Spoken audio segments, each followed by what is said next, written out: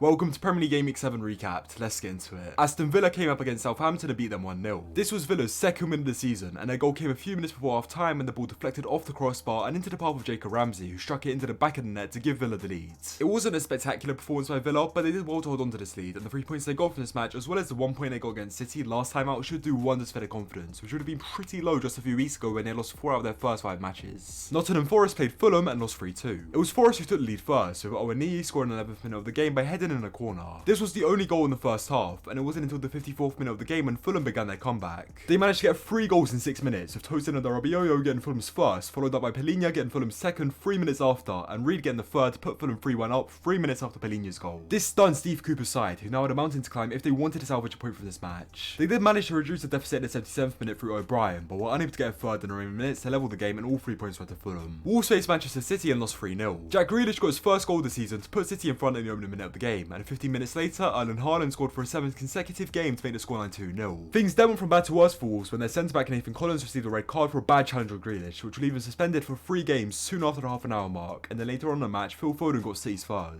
Wolves didn't look like they were going to score at any point in this match, with them only getting 1 shot on target, continuing how poor they've been attacking-wise this season, with them only scoring 3 goals in their opening 7 matches, which is joint lowest alongside West Ham. Newcastle were up against Bournemouth and drew 1-1. Eddie Howe, who previously managed Bournemouth before he got the job at Newcastle, saw his current side fall behind in the 62nd minute when Philip Billing volleyed into Zamora's cross. It didn't take long for Newcastle to get an equaliser though, as new signing Alexander Isak got his second goal in a Newcastle shirt when he put away a penalty 5 minutes after Bournemouth's goal, causing the points to be shared. This result means Bournemouth have now got 5 points out of possible 9 under their interim manager Gary O'Neill, which is honestly pretty impressive, but I'm sure there will be some frustration surrounding this result, as this 1 point could have been free if the ball didn't hit Lamer's hand, which led to Newcastle's penalty. Newcastle fans will also likely be pretty frustrated by this result as well, as they were dominant for long periods of time in this game but were just unable to score, and have now had their 5th draw of the season, which is more than any other club in the league. Spurs played Leicester and beat them 6-2. Leicester got the first goal in this match, and it came through Tielemans, who put away a penalty in the 6th minute of the game. Tottenham didn't let Leicester hold on to this lead for long at all, however, as Harry Kane levelled the game just 2 minutes after when he headed in a ball from a corner. Tottenham then took the lead in a similar fashion, as Eric Dyer also scored by heading in a ball from a corner in the 21st minute. 20 minutes later, James Maddison managed to pull one back for Leicester with an impressive first-time finish, making the scoreline 2-2 going into the break. The game being level didn't last very long, however, as right after the second half started, a Wilfred Ndidi mistake allowed Benton Kerr to put Tottenham back in front and restore their lead. Heung-Min Son, who's benched this match after his 8-game goal-drought this season, came off the bench in the 59th minute and soon after showed exactly why he was the Golden Boot winner last season, with him scoring 3 goals in 13 minutes later on in the match to seal the win for Tottenham. This result has left Leicester rock bottom in the Premier League table, with them only getting 1 point in their opening 7 matches and having a goal difference of -12, with them conceding 22 goals this season, which is more than any other team. Brentford came up against Arsenal and lost 3-0. This match was definitely Arsenal's best performance of the season so far, and the first goal in this match came through William Saliba, who has now got his 3rd goal contribution of the season, despite him being a centre-back and only getting 1 goal contribution in his entire senior career before this season. The next goal came through Gabriel Jesus just 11 minutes after Saliba's goal, and then soon after half-time, Fabio Vieira scored a wonderful goal from 25 yards out on his first Premier League start for Arsenal after signing for the club this summer. This goal put the game to bed, which allowed Arteta to sub on 15-year-old Ethan Nwaneri for his Premier League debut a few minutes after the game, making him the youngest ever player to play in the top flight of English football, with him being 15 years and 181 days old at the time of his debut. Somebody making their Premier League debut that young is honestly crazy. He's literally in year 11, hasn't even started his mock GCSEs yet, and is out here playing in the Premier League for Arsenal. Finally, Everton played West Ham 1-1 to get their first win of the season.